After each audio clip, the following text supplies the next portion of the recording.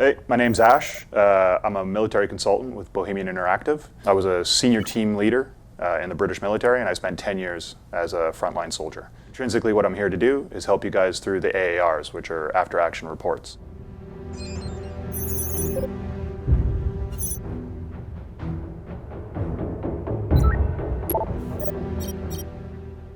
Obviously, no plan survives first contact, so you're going to have to be able to adapt and overcome.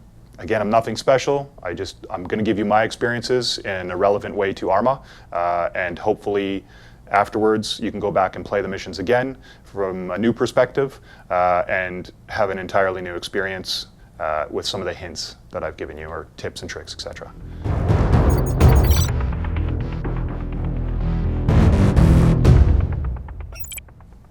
Reconnaissance. So today what we're going to talk about is obviously reconnaissance. There's three main points that I want to touch on. It's not going to be anything extensive, but it should help you along in the dynamic battlefield of Arma. So small unit reconnaissance is the first point, and then we'll go into tactical positioning of your teams, and then the third and last point will be tactical utilization of terrain and environment. Okay, so I'll show you what I did on the mission. So we started at this point here. That's where our team assembled and was ready to move. Sorted out our kit, made sure we were good to go. So afterwards, we utilized the terrain and followed behind the main feature. As we came around, we ducked into the wood line as quickly as possible, obviously maintaining no observation on us from the enemy. We snaked our way down through the trees and ended up down in this area here. I found that I could get great eyes on and still have an escape route back up the tree line if I had to. Up is not ideal, but nonetheless, everything in front of us was enemy controlled. At this point, we had great eyes on to this area, and this afforded us the ability to map the enemy patrol routes.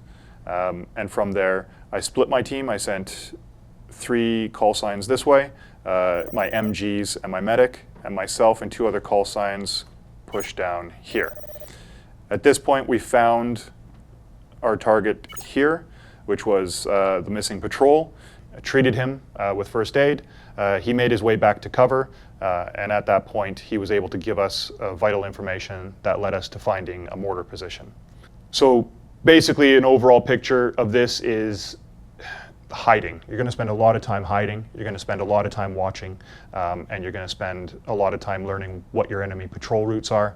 And the more information you have, the better you can kind of maneuver your way around them and avoid contact with them. With reconnaissance in this regard, you're going to want to keep yourself hidden, you're going to want to keep out of sight. If you fired your weapon, you failed as a reconnaissance soldier.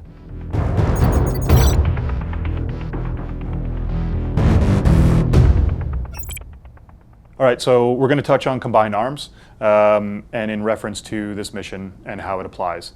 Combined arms isn't necessarily everything. It's just operating with other units that aren't of your own. So infantry utilizing armor along with fast air, rotary, and naval even, and you put them all together, you got your combined arms. But you can also pick pieces and have a couple of them, and it'll be classed as combined arms. Nonetheless, as reference to the mission, I took the role of a sniper. There was a couple of different roles you could take. That was just the one I chose. And after a short journey on an ATV, I ended up at a LUP on hill, let's call it 156. So from this position, I resupped, got whatever I needed. I then bounced out and moved into another position where I could get eyes on to the convoy area, which I found very quickly, and a nice little bend where eventually a QRF vehicle pair end up making their way. Now you have a chance to go drop some explosives down there. I did. Vehicles came through, hit the first one, and the second one got through. I plunked the driver, gunner dismounted, he legged it. From there, I then changed position. Again, utilizing cover, staying in the tree lines. I got into another hill, let's call it 182, and from hill 182, I was able to get eyes on the convoy. I then started thinning out the defenses that they had kind of organized around it. And then at this point, it turned into a defensive role, and QRF rocked up with a 5-ton and a bunch of lads. So they burst out and started moving into position. At this point, I was able to utilize artillery. I dropped artillery on them, thinned them out, and then used that sound as cover to get more rounds downrange. Something to note is positive target identity, basically. It was an interesting mission where there was a lot of enemy call signs that were operating in the same kit as friendly call signs. So you really had to make sure that your positive ID was on point, like spot on. The method that I used was to take my time and observe, see who they were working with. If I couldn't get a good eyes on, I would test and adjust, so I'd find a new position at a different angle, maybe closer if I could, and then observe. If in doubt, don't fire. The other thing that I was utilizing in this was a range card, and with the range card, it was very easy to map out where everything was, and I could then call in artillery rapid. Okay, so from there, everything was basically sorted. The combined arms was artillery, sniper, and dismounts or infantry working together. That is obviously a very big subject, which includes everything, but in this case, in relevance to this mission, it was a nice small force.